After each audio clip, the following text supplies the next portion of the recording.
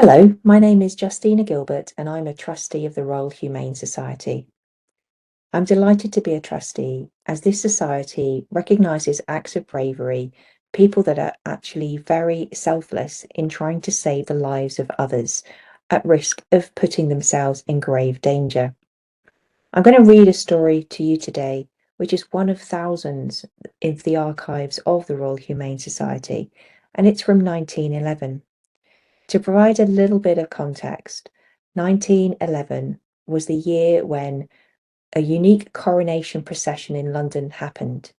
Just before the coronation of George V, around 40,000 people from across the British Isles marched on the streets of London demanding votes for women. It was also the year when the first automobile electrical ignition system was invented, and this was first installed in a Cadillac by General Motors. It was one of those revolutionary ideas that then started to lead into a series of innovations that would change the automobile industry and continue doing so. So let me read the story to you. At 1:30 p.m.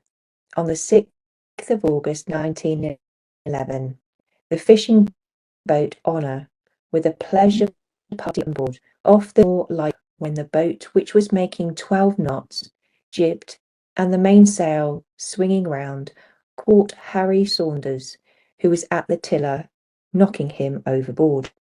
A heavy sea was running, which quickly carried him 200 yards astern, and being heavily clothed, his position was most dangerous.